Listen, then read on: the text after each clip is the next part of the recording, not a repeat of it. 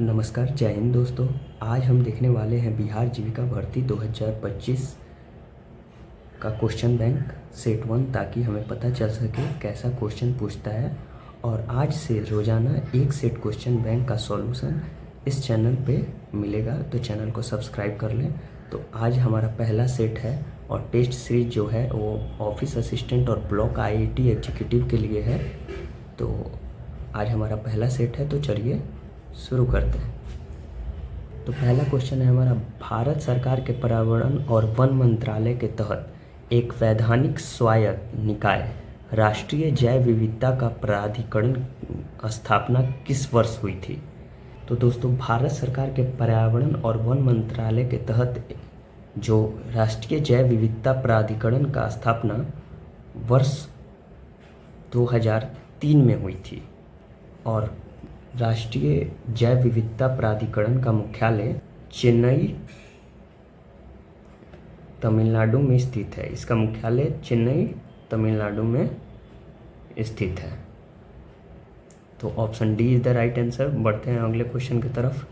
तो दूसरा क्वेश्चन है दोस्तों, वर्ष 2024 में किस रूसी शहर में ब्रिक्स शिखर सम्मेलन की मेजबानी की गई थी? तो 2024 में ब्रिक्स शिखर सम्मेलन दोस्तों कजान में हुआ था, जो कि रूस में पड़ता है।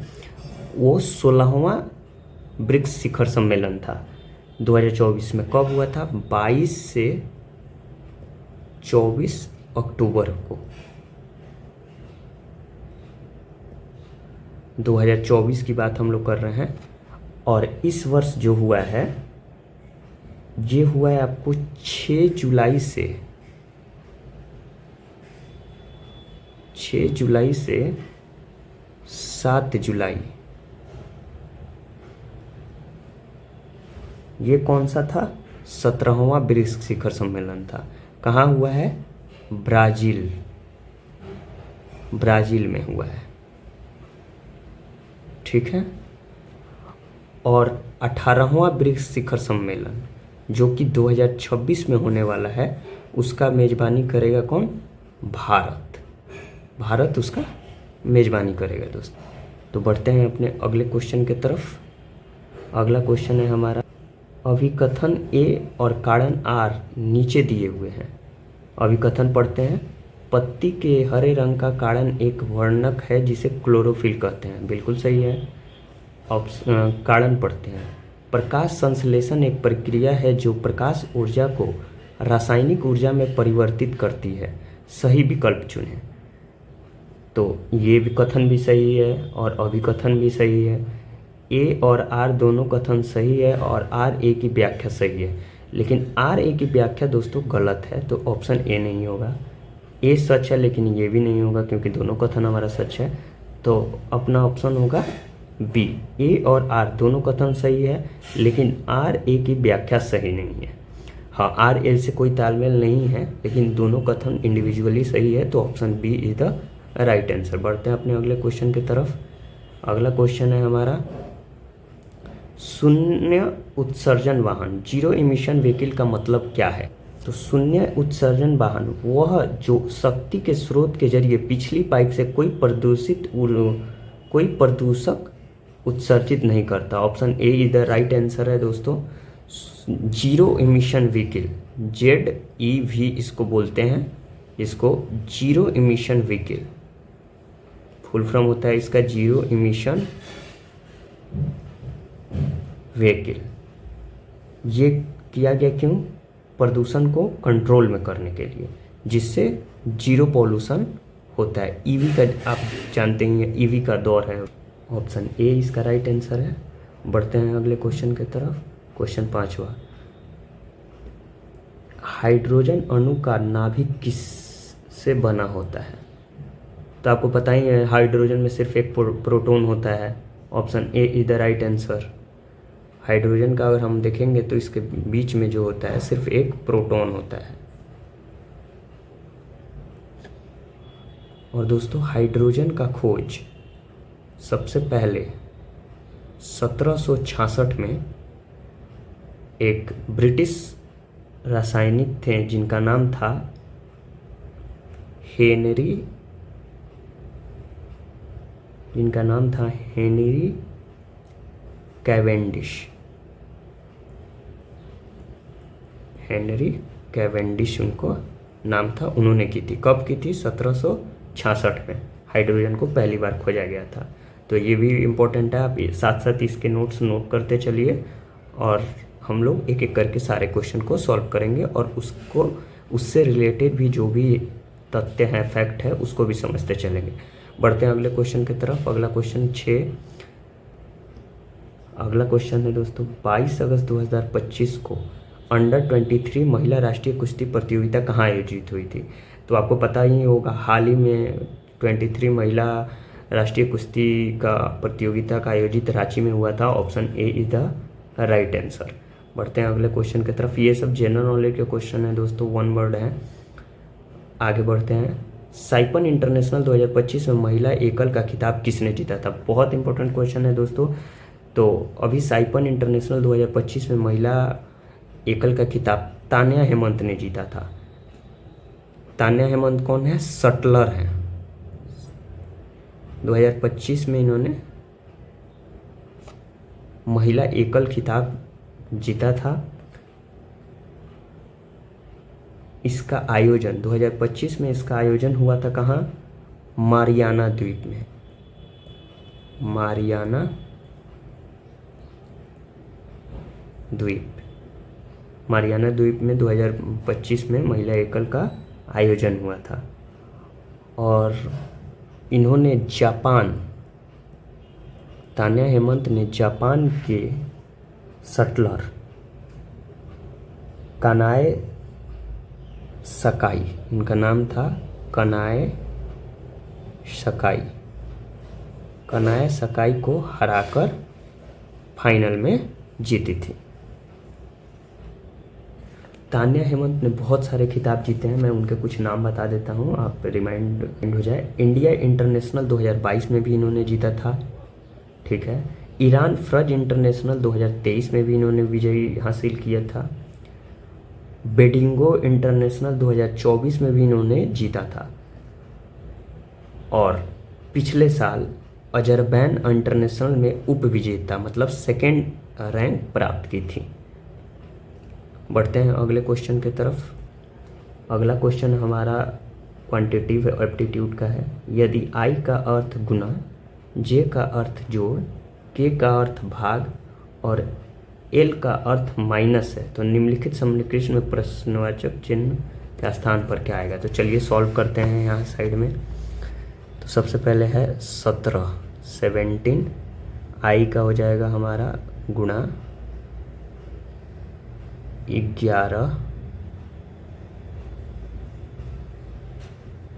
एल का हो जाएगा, एल है हमारा माइनस, उसके बाद है 8,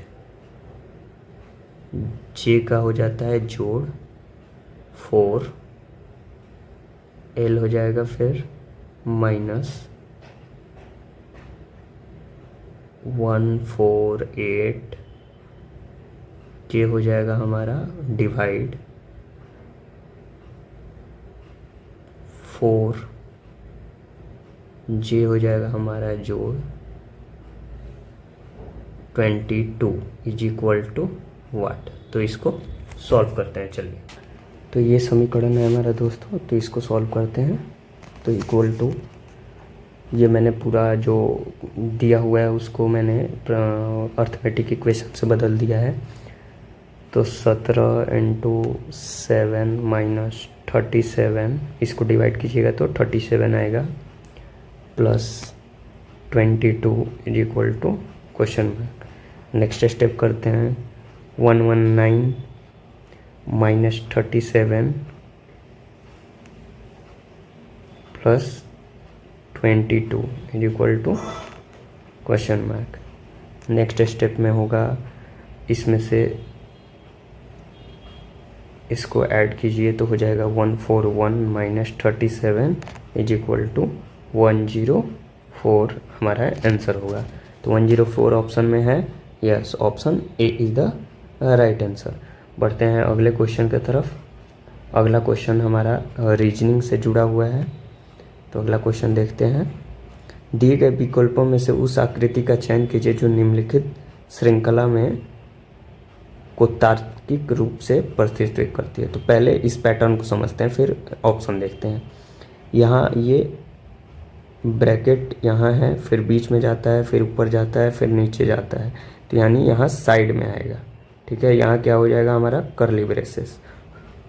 बढ़ते हैं आगे, ये डबल डॉट यहाँ है, फिर नीचे जाता है, फिर इस साइड आता है, फिर ऊपर जाता है, और फिर हमारा यहाँ आएगा डबल डॉट। तो ये फिगर ऑब्जर्व करके लगता है कि जो भी पैटर्न है वो एम पैटर्न को फॉलो कर रही है, एम पैटर्न के तरह से मूव कर रही है। तो अब इसका ऑप्शन देखते हैं और फिर समझते हैं। यहाँ हमारा आएगा कर्ली ब्रेसेस, यहाँ हमारा आएगा डबल डॉट। दो हमको मिला है, देखते हैं अगर दोनों से मिल जाए तो ऑप्शन सही करेंगे।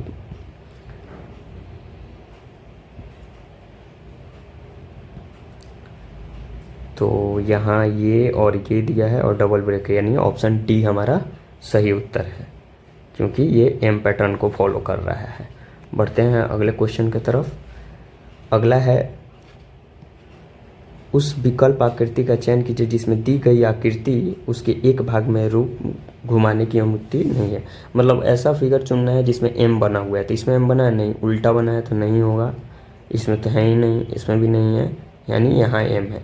Option D is the right answer. Reasoning का क्वेश्चन है, फिगर वाला रीजनिंग है, इसको देख के ही, ऑप्शन और क्वेश्चन देख के ही इसका आंसर पता चल जाता है। बढ़ते हैं अगले क्वेश्चन की तरफ। निम्नलिखित में कौन सा पद दी गई श्रृंखला को प्रतिस्थापित करेगा? तो हमारा ADO DGR GJU है। तो देखते हैं, अब इसको सॉल्व करने का कोशिश करते हैं। यहाँ ADO DGR GJU। तो जब भी लेटर अल्फ़ाबेट का क्वेश्चन है तो सबसे पहले आपको उसका नंबरिंग याद करना पड़ेगा, तभी जाके क्वेश्चन सॉल्व होगा। बिना नंबरिंग का क्वेश्चन नहीं सॉल्व हो पाएगा। बहुत ध्यान से इस श्रृंखला को देखने के बाद आप एक चीज़ इसमें कॉमन पाएंगे कि सब में 3-3 का जोड़ इसमें दिखेगा। जैसे ए में +3 किए तो डी आया, डी में +3 किए तो जी आया। वैसे ही यहाँ डी है, डी में +3 किए तो जी आया, और जी में +3 किए तो जे आया। वैसे ही ओ में +3 किए तो आर आया, और आर में +3 किए तो यू आया, यानी +3 जोड़ना है। तो हम जोड़ेंगे, जी में +3 करेंगे, जी में +3 करेंगे तो हमारा आएगा जे, उसके बाद जे में +3 करेंगे तो हमारा आएगा एम, और उसके बाद यू में +3 करेंगे तो हमारा आएगा एक्स, यानी ZMX हमारा अगला लेटर होगा। ऑप्शन में है ZMX, option A is the right answer. बहुत ध्यान से समझना है दोस्तों, जो भी दिक्कत होगी कमेंट सेक्शन में आप पूछिए, हम दोबारा आपको एक्सप्लेन करेंगे। बढ़ते हैं अगले क्वेश्चन की तरफ। आप स्क्रीनशॉट लिख सकते हैं, अगर कोई भी सॉल्यूशन आपको बाद में समझना है या फिर कुछ दिक्कत है तो स्क्रीनशॉट ले सकते हैं। अभी बढ़ते हैं अगले क्वेश्चन की तरफ। उस विकल्प का चयन कीजिए जो 5वें अक्षर समूह से उसी प्रकार संबंधित है जिस प्रकार दूसरा अक्षर समूह पहले अक्षर समूह से संबंधित है, चौथा अक्षर समूह तीसरे अक्षर संबंध से संबंधित है। तो देखते हैं, पहला एब्यूज और ए, देखते हैं पहले लिख के, ABUSE, उसको दिया है इसने ASUBE। तो अगर हम लोग सिंपल सा सॉल्यूशन ले लिखने का तो देखते हैं 1 2 3 4 5, इसी को उलट फेर किया है, 1 को 1 की जगह रहने दिया है, 5 को 5 की जगह रहने दिया है, 4 लिख लिया है और 3 को 3 की जगह रहने दिया है 2, यानी कि ये दोनों नंबर में स्वाइप किया है। वैसे ही अगला देखते हैं, हमारा है बिगिन का बिगिन, BEGIN, इसका है BIGEN। 1 2 3 4 5, अब देखें 5 को सेम रहने दिया है, 3 को सेम रहने दिया है, 1 को सेम रहने दिया है, बस 2 के जगह 4 और 4 के जगह 2 लिख दिया है। तो अगला हमें फाइंड करना है अदर का, तो OTHER, इसका नंबरिंग हो जाएगा 1 2 3 4 5। हमें रखना है 1 3 और 5 सेम, बदल देना है 2 और 4 को स्वैप कर देना है। तो OEHTR, OEHTR, यहाँ ऑप्शन डी राइट आंसर है। बढ़ते हैं अगले क्वेश्चन की तरफ। अगला क्वेश्चन है, उस समुच्चय का चयन कीजिए जिसमें दी गई संख्या आपस में उसी प्रकार संबंधित है जिस प्रकार प्रश्न में दिए हुए समुच्चय की संख्या आपस में संबंधित है। ठीक है, संख्याओं के उनके घटक अंकों में तोड़े बिना पूर्ण संख्याओं पर गणितीय सक्रियाएं की जानी चाहिए। जैसे कि 13 के मामले में 13 पर की जाने वाली विभिन्न गणितीय संख्या जैसे 13 में जोड़ना, घटाना, गुणा करना आदि 13 पर की जा सकती है, लेकिन 13 को 1 और 3 में तोड़ने और फिर 1 और 3 पर गणितीय संक्रियाएं करने की अनुमति नहीं है। अच्छा, मतलब जो संख्या दी है उस पूरे संख्या के साथ में आपको कैलकुलेशन करना होगा। ऐसा नहीं है 2 के जगह 4, 4 के जगह 5 करके कर सकते हैं। तो देखते हैं, समझते हैं इसको। तो सबसे पहले हम इसको समझते हैं। 2 4 7 इक्वल टू, इनका एक ग्रुप दिया है। एक और हमारे पास ग्रुप दिया है 2 6 1 और 3 6 3, ये ग्रुप दिया है। तो दोनों ग्रुप में हम पहले कॉमन निकालेंगे। तो क्या कॉमन है, तो सबसे पहले देखेंगे आप 3 4 9 में से 2 से 4 7 सब्ट्रैक्ट कीजिएगा तो 102 आएगा, आपको माइनस कीजिएगा तो सेम इसमें से इसमें सब्ट्रैक्ट कीजिएगा तो 102 आएगा। तो आपको ऑप्शन देखना है कि अब किस ऑप्शन में सब्ट्रैक्ट करने पे 102 आएगा। तो 396 माइनस 294 कीजिएगा तो ये भी होगा 102। ठीक है, हमारा एक का ऑप्शन तो मिल गया आंसर। बाकी फाइंड करते हैं। इसका हो जाएगा 100, इसका हो जाएगा आपको 36 माइनस 104 और अगला है 105। तो हमारा 2 का 102 यहाँ 102 मिल गया। Option A is the right answer. बढ़ते हैं अगले क्वेश्चन की तरफ। ये सब सवाल दोस्तों रीजनिंग का है, जो कि थोड़ा बहुत आपको कैलकुलेशन का ज़रूरत पड़ता है। अगला क्वेश्चन देखते हैं। निम्नलिखित में कौन सी संख्या दी गई श्रृंखला में प्रश्न चिन्ह को प्रस्थापित करेगी। तो हमारे पास एक सीरीज दिया हुआ है 7 16 43 124 367। तो अभी हम फाइंड करना है इसमें कॉमन क्या है जिससे हमारा अगला पता चल सके। तो देखेंगे हम 7 16 43 124 और 367 दिया है, हमें नेक्स्ट वाला पता करना है। तो कैलकुलेशन देखते हैं। इसमें +9 करेंगे तो आएगा, ठीक है, और इसमें आपको +27 करेंगे तो आएगा। तो अभी कोई कॉम्बिनेशन बन नहीं रहा है। देखते हैं एक और सीरीज चेक करते हैं क्या आ रहा है। इसमें आपको +81 करेंगे तो आएगा। तो एक चीज़ आप देखिए दोस्तों, 9 में इंटू 3 कीजिएगा तो 27 प्लस किया है, ठीक है। फिर 27 में इंटू 3 कीजिएगा तो 81 प्लस किया है, ठीक है। अब 81 में इंटू 3 कीजिएगा तो यहाँ 243 प्लस किया है, ओके। अब 243 इंटू 3 करके हमारा आएगा 721। तो अब हम इस संख्या में 721 को 729 सॉरी, तो 367 plus 729 is equal to 1096। 1096 option में है, option A. Option A is the right answer. जैसे ये बनाया है मल्टीप्लाई, 3 से मल्टीप्लाई करने लगा है। जो भी संख्या आई है इन दोनों के बीच, जैसे 9 आया उसको 3 से किया, फिर 27 आया उसको 3 से किया, फिर 81 आया उसको 3 से किया, ऐसे करके हमारा 1096 आंसर होगा। बढ़ते हैं अगले क्वेश्चन की तरफ।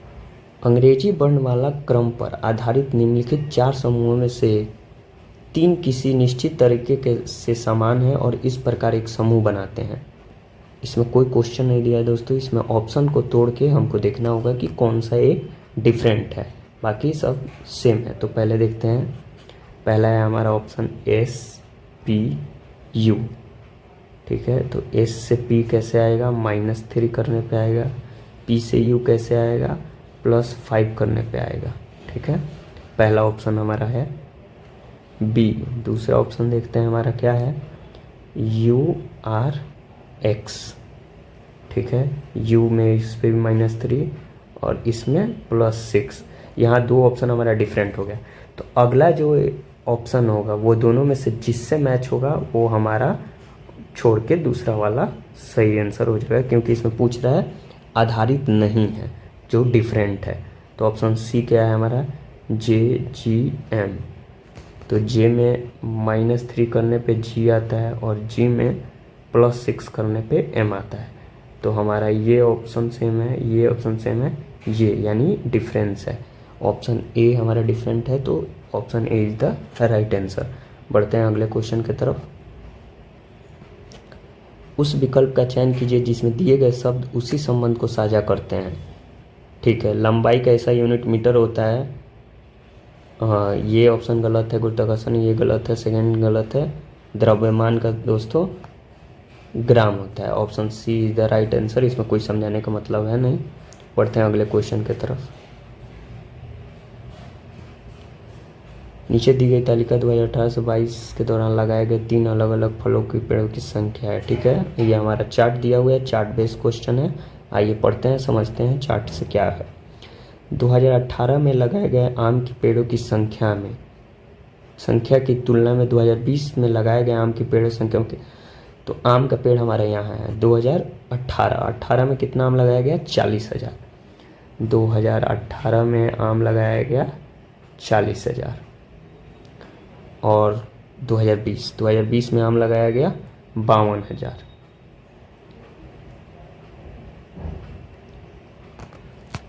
अब ये पूछ रहा है कितने प्रतिशत की वृद्धि हुई है।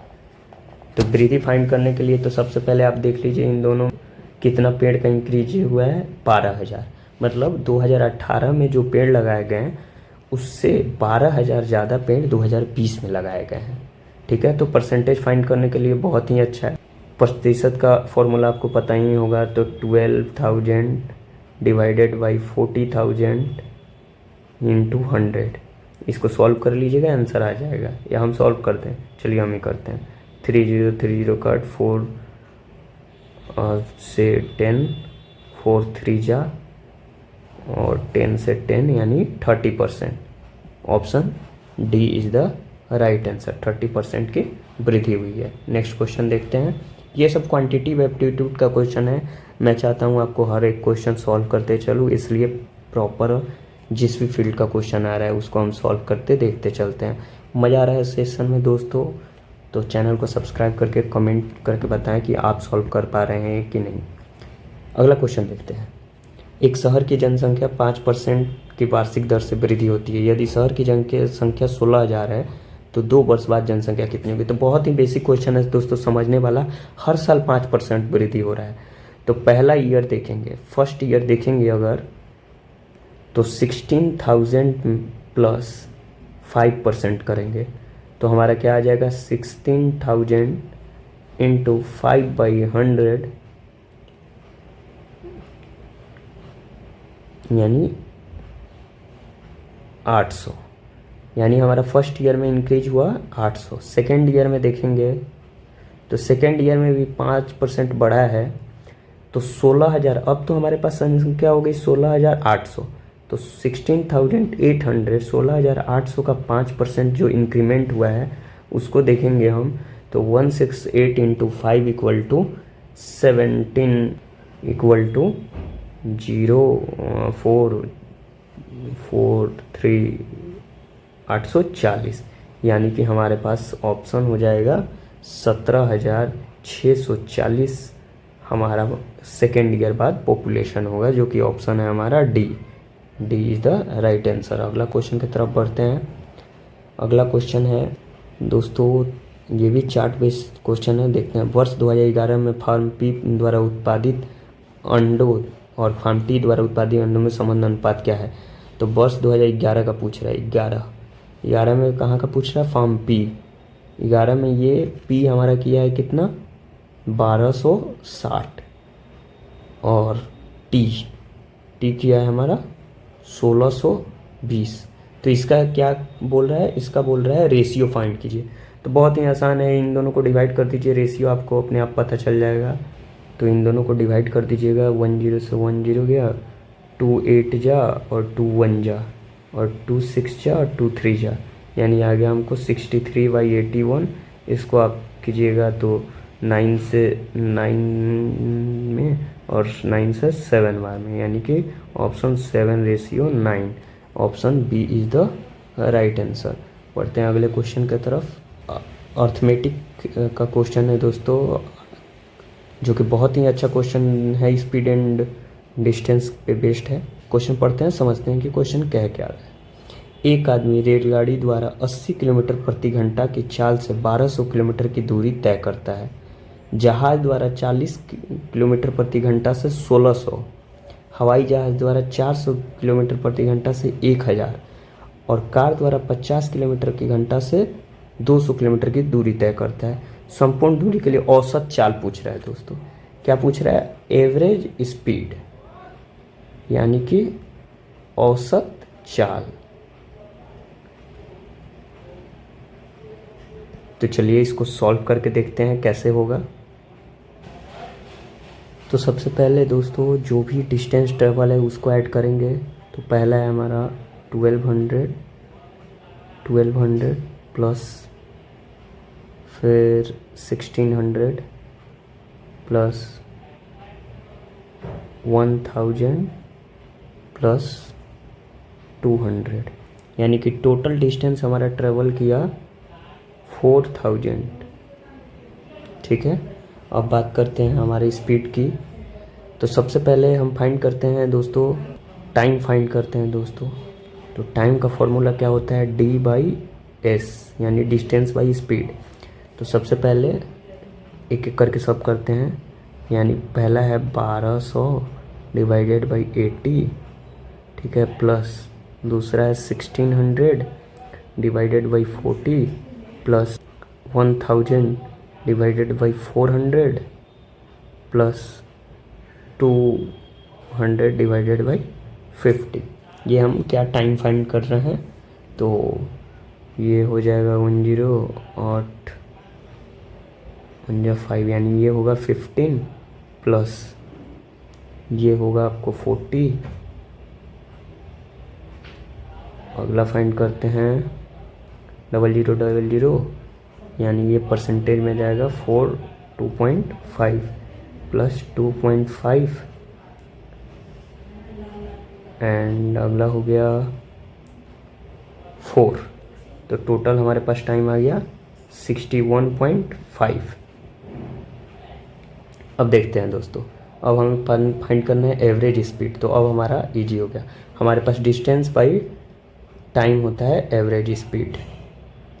तो हमारे पास total speed equal to distance by time होता है। तो हमारे पास टोटल डिस्टेंस उसने ट्रेवल किया 4000 और उस टोटल टाइम कितना टेकन हुआ 61.5। तो इसको डिवाइड करेंगे दोस्तों, तो ये होगा आपको 65.04 किलोमीटर पर आवर। आप कैलकुलेट करके देख लीजिएगा, ये मुझे पता है इसलिए मैं बता रहा हूँ, यानी 65.04, option C is the right answer. ये इसका एक्सप्लेनेशन है इस पूरे क्वेश्चन का, आप स्क्रीनशॉट ले सकते हैं। बढ़ते हैं अगले क्वेश्चन की तरफ, देखते हैं अगला क्वेश्चन देखते हैं दोस्तों। 1000 के बिल पर लागू होने वाली 40% की छूट और 36 तथा 4% की क्रमागत छूट के बीच का अंतर कितना होगा? तो बेसिकली क्वेश्चन ये कह रहा है कि दोस्तों कि अगर 1000 पे 40% फ्लैट छूट दे दिया जाए तो उसमें जो प्राइस आएगा, और 1000 में पहले 36% और फिर 4% का डिस्काउंट दिया जाए तो उसका जो प्राइस आएगा, दोनों में कितना अंतर होगा? तो बहुत ही बेसिक सा क्वेश्चन है, इसको फाइंड करते हैं। पहले 1000 का 40% निकाल लेते हैं, क्या होगा हमारा 1000 का 40% 400 हुआ, ठीक है, यानी कि 400 डिस्काउंट देने के बाद हमारे पास बच जाएगा 600। अब देखते हैं दूसरा को, 1000 पे 36% डिस्काउंट देने के बाद आएगा 360। तो 1000 में 360 माइनस करेंगे तो हमारा हो जाएगा 640। अब 640 पे हम देंगे कितने परसेंट का डिस्काउंट, 4% का डिस्काउंट। तो 4% का डिस्काउंट देने के लिए यहाँ गया 2 5 जा और 5 से ये कीजिए 1 2, तो हमारा आ जाएगा 25.6।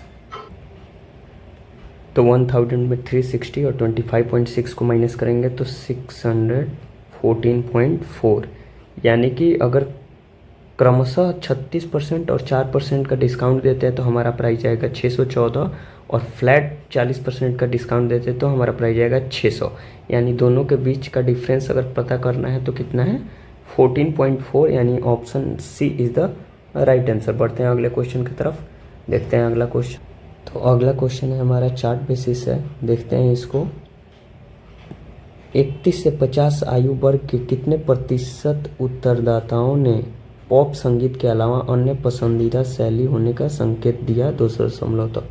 ठीक है, तो 31 से 50 यानी ये कॉलम देखना है, पॉप संगीत 16। तो देखते हैं, सबसे पहले देखेंगे 31 से 50 तक टोटल कुल लोग हैं 62, यानी 62 कुल संख्या है लोगों की, जिसमें से पॉप संगीत पसंद कर रहे हैं कितने, 16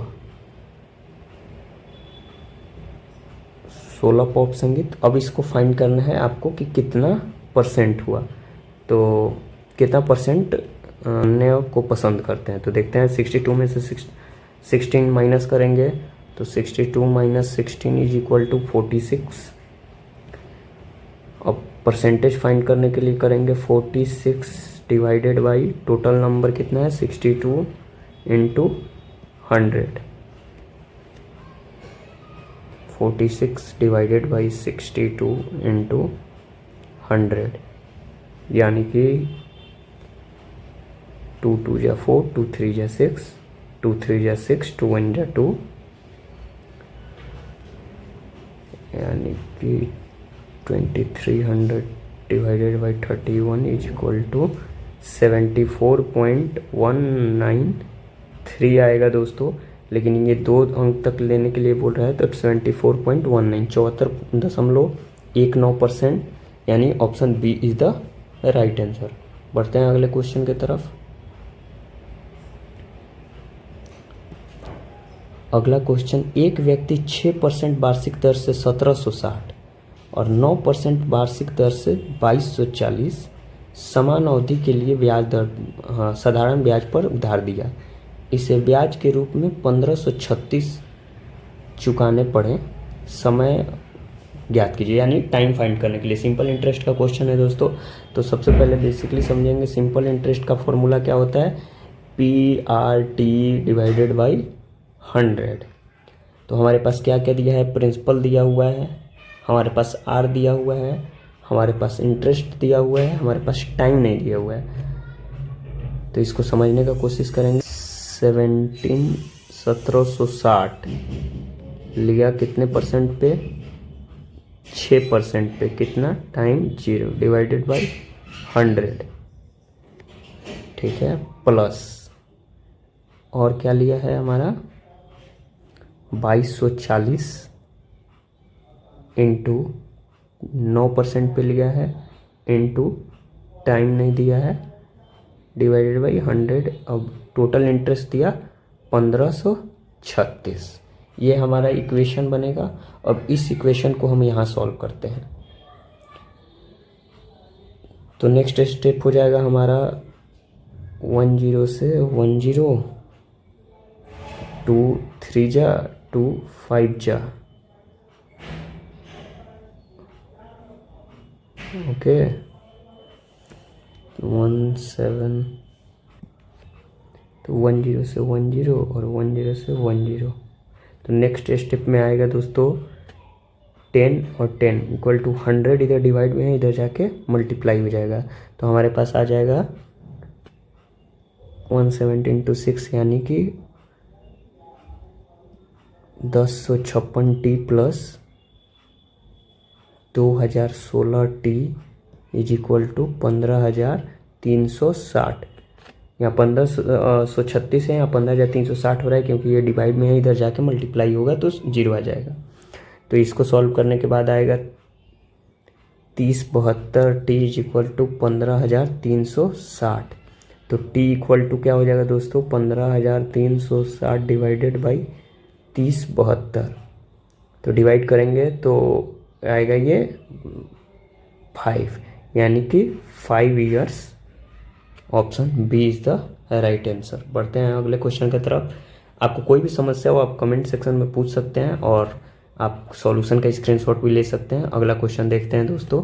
वीडियो थोड़ी लंबी हो जाएगी बट पूरा क्वेश्चन समझेंगे ताकि रोज़ एक सीरीज हमारा पूरा होते चले, क्योंकि इस बार जीविका भर्ती में नौकरी लेकर ही रहना है। अगला क्वेश्चन है हमारा, दो संख्याएं 3:7 के अनुपात में हैं। यदि प्रत्येक में से 11 घटा दिया जाए तो संख्याओं के बीच 7:20 हो जाता है, तो छोटी संख्या ज्ञात कीजिए। तो दोस्तों इसको सॉल्व करते हैं। सबसे पहले माना कि पहली संख्या हो गई 3x, दूसरी संख्या हो गई 7x। ठीक है, अब प्रश्न के अकॉर्डिंग क्या कह रहा है, तो 3x minus 11 upon 7x minus 11 is equal to 7:20। ये है अकॉर्डिंग टू क्वेश्चन, आप देख सकते हैं। चलिए इसको सॉल्व करते हैं। क्रॉस मल्टीप्लिकेशन इसमें लग जाएगा, तो सबसे पहले आ जाएगा 60x minus 220 is equal to 49x minus, ये माइनस है 77। अब देखते हैं तो 11x इज इक्वल टू 143। अब कैसे आया 11x इज इक्वल टू 143, तो x को इस साइड प्लस है, इस साइड लाके माइनस में करेंगे और ये इधर माइनस है, इधर जाके प्लस में होगा। तो अब x is equal to 143 by 13, sorry 11 आ जाएगा। अब बोल रहा है छोटी संख्या ज्ञात कीजिए, तो छोटी संख्या हो जाएगा 3x है, तो x का वैल्यू 3 है, तो x का वैल्यू 13 है, तो 3 into 13 equal to 39। C is the right answer. बढ़ते हैं अगले क्वेश्चन की तरफ। अगला क्वेश्चन है हमारा, रमना में एक उत्पाद के निर्माण के लिए एक निश्चित कीमत पर कच्चा माल खरीदा। हालांकि कामगारों की कमी से 22.5% कच्चे माल का उपयोग किया नहीं जा सका और वो खराब हो गया। ठीक है, 22% माल अगर खराब हो गया तो यूज किया गया 77.5%। ध्यान में रखेंगे, पढ़ते हैं आगे। उपयोग किए गए कच्चे माल की लागत का 80% निर्माण लागत के रूप में जोड़ा गया था। यदि रमना 20% की छूट देने के बाद 20% का लाभ अर्जित करने के लिए उत्पाद बेच सकता है, तो उत्पाद का अंकित मूल्य खरीदे गए कच्चे माल की कुल लागत का कितना गुना था। तो अगर आप क्वेश्चन को ध्यान से दोबारा पढ़ेंगे तो आपको समझ में आएगा कि क्वेश्चन क्या कह रहा है। तो सबसे पहले मानते हैं कि हमारा लागत मूल था 100। ठीक है, तो कुल निर्माण लागत जो हमारा लगा है, निर्माण लागत अकॉर्डिंग टू क्वेश्चन, तो 100 प्लस यूज हुआ 77.5% इंटू 80% उस पर ऐड कर देना है। ये हमारा पहला इक्वेशन बनेगा। ठीक है, तो इसको सॉल्व करने पे आएगा 77.5 इंटू 80% प्लस 100, यानी कि 162 इसका सॉल्यूशन होगा। 77.5 का 80% निकाल के 100 में जोड़ दीजिएगा तो 162 आएगा। 62 हुआ 80%। अब देखिए विक्रय मूल्य समझते हैं।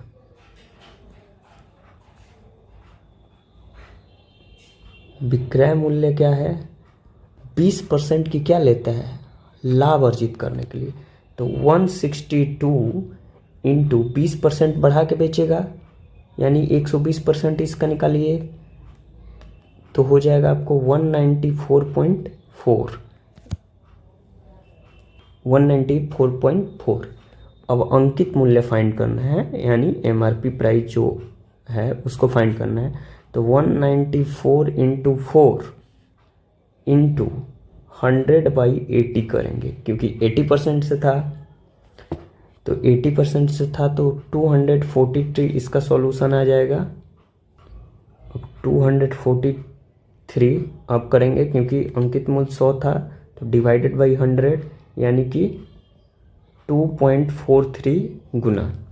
मतलब कि क्वेश्चन जो है अंकित मूल्य खरीदे गए कच्चे माल की कुल लागत का कितना गुना था। तो खरीदा गया माल हमारा मात्र 162 रुपये का हो रहा है और अंकित मूल्य हमारा 243 रुपये हो रहा है। तो हमारा कितना गुना हुआ, हमारा 2.43 गुना। Option A is the right answer. थोड़ा कंफ्यूजिंग लगेगा बट सॉल्यूशन को आप ध्यान से समझिएगा तो समझ आएगा। पढ़ते हैं अगले क्वेश्चन की तरफ। 6 संख्याओं का माध्य 18 है, इसमें से एक अन्य संख्या शामिल करने पर 7 संख्याओं का 20 हो जाता है, तो शामिल की गई संख्या को ज्ञात कीजिए। तो बहुत ही अच्छा क्वेश्चन है दोस्तों। 7 संख्याओं का माध्य 20 हो जा रहा है माइनस 6 संख्याओं का माध्य 18 हो जा रहा है, तो ये इक्वेशन बनेगा। अब इसे सॉल्व कीजिए। 140 minus 108 is equal to 32। Option C is the right answer. बहुत ही आसान क्वेश्चन था दोस्तों। बढ़ते हैं अगले क्वेश्चन की तरफ। अगला क्वेश्चन है हमारा, कुछ फलों को ए बी सी डी 3 4 5 7 के अनुपात में वितरित किया गया। यदि ए को 192 फल मिले तो बी सी दोनों को मिलाकर कितने फल मिले। तो ये भी अनुपात का बहुत ही आसान क्वेश्चन है दोस्तों। अब 3 अनुपात मिला है तो कितना मिला, 192 फल। तो एक अनुपात का क्या हो जाएगा, 192 divided by 3 is equal to 64। इतना यहाँ तक समझ गए, कोई दिक्कत नहीं। तो अब पूछ रहा है बी और सी। बी का है 4 और 5, तो b plus C is equal to 4 plus 5 is equal to 9। तो टोटल कितना मिला उसको, 9 इंटू एक का कितना है 64, तो 9 का कितना हो जाएगा 9 इंटू 64 यानी 576 फल। Option A is the right answer. बढ़ते हैं अगले क्वेश्चन की तरफ। अगला क्वेश्चन हमारा परसेंटेज का ही है। 2 साझेदारों ए और बी एक साथ मिलकर क्रमशः 6000 और 8000 का पूंजी निवेश करते हैं। यदि उनको 5600 का प्रॉफिट हुआ तो ए को कितना मिलेगा। तो बहुत ही सिंपल सा क्वेश्चन है दोस्तों, घबराने का ज़रूरत नहीं है। ए और बी कितना इन्वेस्ट कर रहे हैं, 6000 और 8000, ठीक है। तो इनका रेशियो अगर देखा जाए तो 6:8 के 6:8 के रूप में ये इन्वेस्ट कर रहे हैं, यानी कि 3:4 भी इसको हम लिख सकते हैं। तो अब लाभ का कितना हिस्सा मिलेगा ये देखने के लिए दोस्तों, ए का क्या अनुपात है 3, टोटल अनुपात क्या हो गया 7 इंटू 5600 कितना हुआ लाभ। तो इसको सॉल्व करेंगे तो 800 यानी कि 3 इंटू 800 इज इक्वल टू 2400 हिस्सा मिलेगा। Option D is the right answer. बहुत ही आसान क्वेश्चन था दोस्तों। बढ़ते हैं अगले क्वेश्चन की तरफ। यहां से हमारा क्वेश्चन शुरू होता है दोस्तों तार्किक का। मैथ और क्वांटिटिव समाप्त हुआ। देखते हैं अगला क्वेश्चन। दिए गए शब्दों को शब्दकोश के अनुसार व्यवस्थित करने पे कौन सा शब्द तीसरे स्थान पे आएगा। तो शब्दकोश में कैसे होता है सर, शब्दकोश में पहले ए बी सी ऐसे करके होता है जेड तक, फिर ए के बाद वाला देखते हैं, ए के बाद ए है तो ये पहला हो जाएगा, ए के बाद बी है तो वो दूसरा होगा। ऐसे शब्दकोश को, डिक्शनरी को आप जैसे बोलते हैं, डिक्शनरी में कैसा वर्ड लिखा रहता है वैसे देखते हैं। Index IND IND IND IND, यानी कि तीनों के पहले 3 लेटर सेम है। बढ़ते हैं अगले की तरफ। ई पहले आएगा सबसे पहले, चौथा ई है, फिर आई है, फिर ओ है, फिर यू है। तो ठीक है, चौथा एकदम अरेंज है, यानी तीसरा में इंडोलेंट ही हुआ दोस्तों, क्योंकि पहले नंबर पे आएगा ये, दूसरे पे आएगा ये, तीसरे पे आएगा ये इंडोलेंट, यानी option C is the right answer. पढ़ते हैं अगले क्वेश्चन की तरफ। अब यहाँ से ब्लॉक आईटी एग्जीक्यूटिव का प्रॉपर क्वेश्चन जो है वो देखेंगे, जो ब्लॉक आईटी एग्जीक्यूटिव के लिए इम्पोर्टेंट है, यानी कि जिसको सब्जेक्ट नॉलेज बोला गया है। देखते हैं पहला क्वेश्चन क्या कह रहा है। What are the 3 main fundamental function of a computer system. तो 3 मेन फंडामेंटल फंक्शन क्या होता है। सबसे पहले कंप्यूटर का सबसे पहले होता है इनपुट, उसको वो करता है प्रोसेस और फिर आपको देता है आउटपुट। ये आपको 3 मेन फंडामेंटल होते हैं कंप्यूटर सिस्टम के, यानी option A is the right answer. अगला क्वेश्चन देखते हैं। Which of the following is not example of input device. Keyboard क्या है, इनपुट डिवाइस है। स्कैनर क्या है, इनपुट डिवाइस है। माउस क्या है, इनपुट डिवाइस है। प्रिंटर क्या है, आउटपुट डिवाइस है। Option D is the right answer.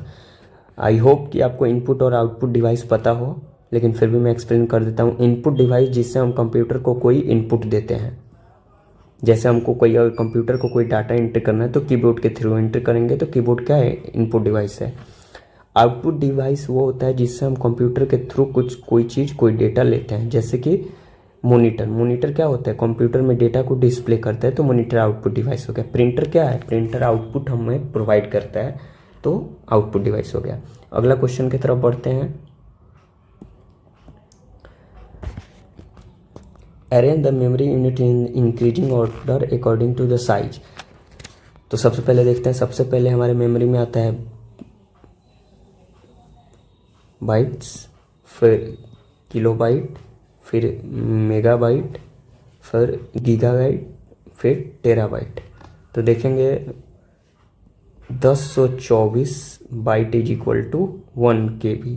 वैसे ही 1024 KB is equal to 1 MB, 1024 MB is equal to 1 GB, 1024 GB equal to 1 TB, यानी option A is the right answer. बढ़ते हैं अगले क्वेश्चन की तरफ। रैम किस प्रकार की मेमोरी है। रैम का फुल फॉर्म होता है दोस्तों random access memory. Random access memory कैसा मेमोरी है, प्राइमरी मेमोरी है। Option A is the right answer. बढ़ते हैं अगले क्वेश्चन की तरफ। An operating system such as Window Linux is a prime example of system software. Window और Linux क्या है, सिस्टम सॉफ्टवेयर है, क्योंकि सिस्टम के साथ इंस्टॉल होकर आते हैं। अगला क्वेश्चन देखते हैं। Protecting computer network and data unauthorised access, misuse और modification is called network security. Option B is the right answer. Network security बोलते हैं क्योंकि इसमें कंप्यूटर नेटवर्क की बात हो रही है। बढ़ते हैं अगले क्वेश्चन की तरफ।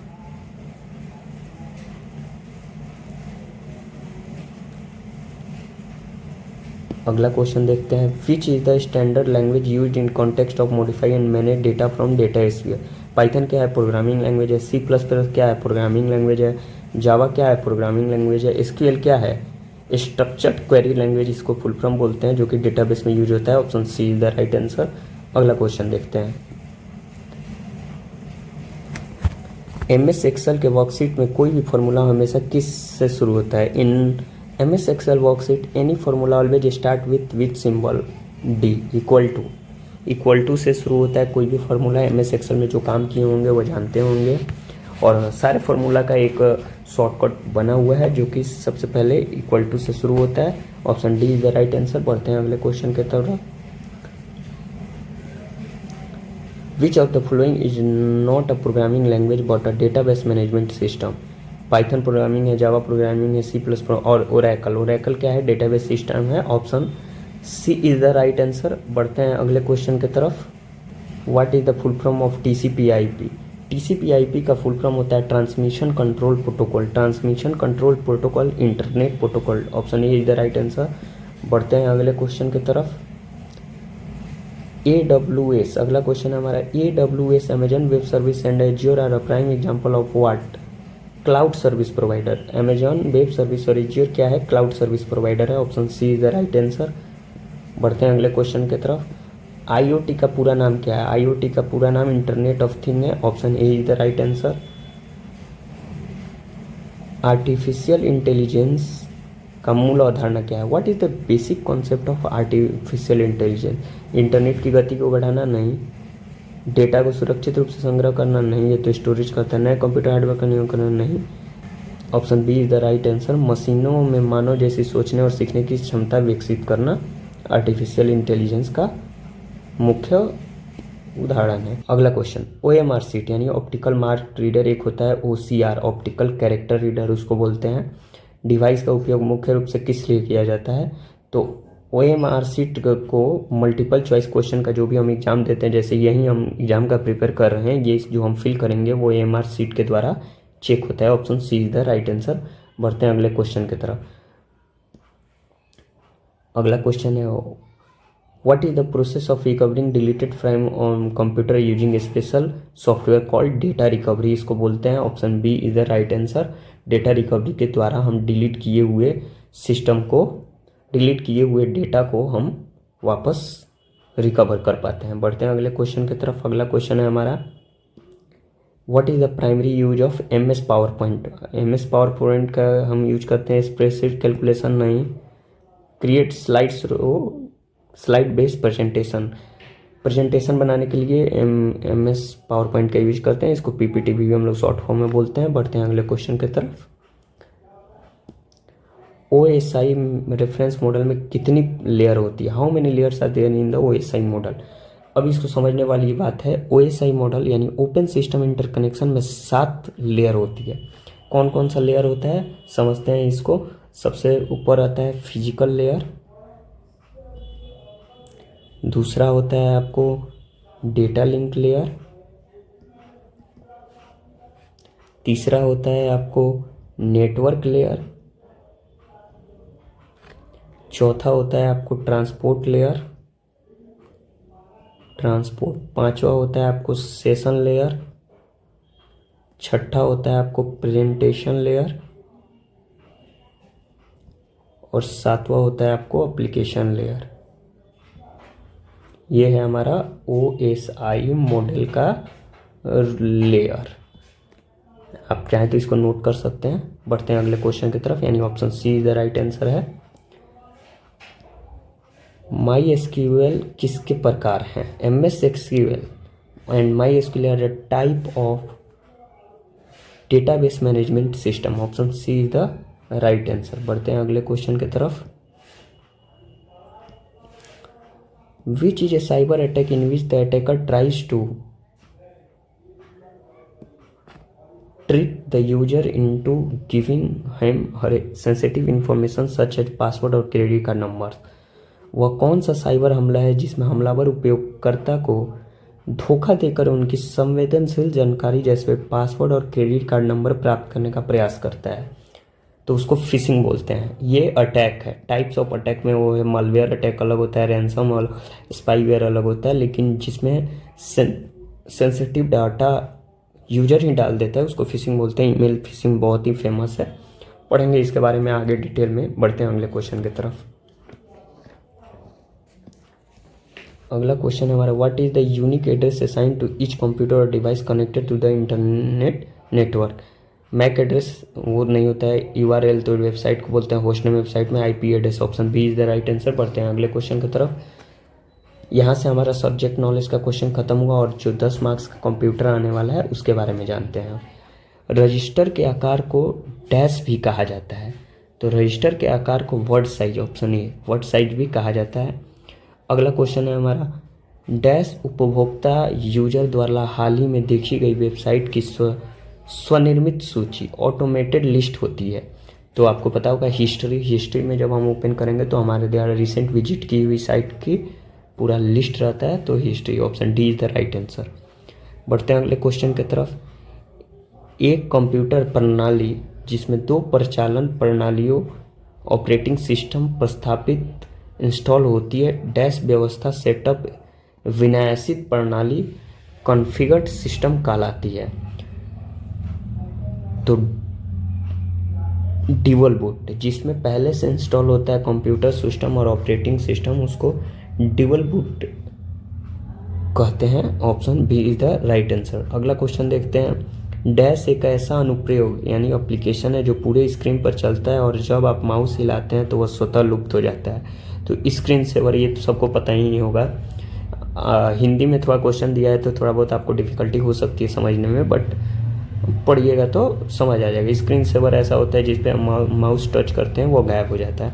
बढ़ते हैं अगले क्वेश्चन की तरफ। लास्ट 5 क्वेश्चन हमारे पास बचे हैं एक सेट ख़त्म होने में। जब आप किसी डिवाइस को अपने कंप्यूटर सिस्टम से कनेक्ट करते हैं तो वे स्वचालित रूप से पहचाने जाते हैं और उपयोग करने के लिए तैयार हो जाते हैं। इस प्रकार के उपकरण को प्लग इन डिवाइस बोलते हैं। प्लग एंड प्ले डिवाइस यानी plug and play device. Option B is the right answer. बढ़ते हैं अगले। MS वर्ड 2016 में डॉक्यूमेंट में क्लिपबोर्ड कंटेंट को पेस्ट करने के लिए निम्नलिखित किस तो शॉर्टकट कुंजी के बारे में हम जानते हैं। Ctrl+C से क्या होता है? कॉपी। Ctrl+X से क्या होता है? कट। Ctrl+V से क्या होता है? पेस्ट। तो क्या पूछा है हमारा?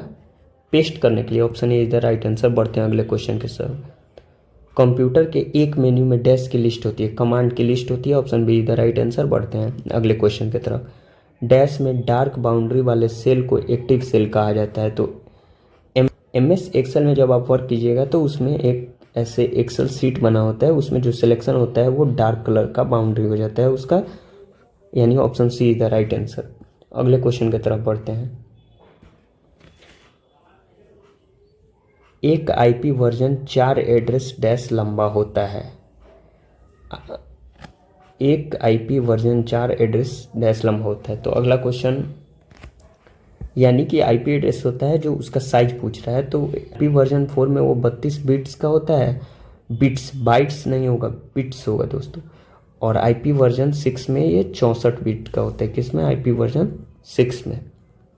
बढ़ते हैं अगले क्वेश्चन की तरफ। निम्नलिखित में से क्या URL का एक भाग नहीं है? URL यानी कि यूनिफॉर्म रिसोर्स लोकेटर, इसका फुल फॉर्म होता है दोस्तों लोकेटर।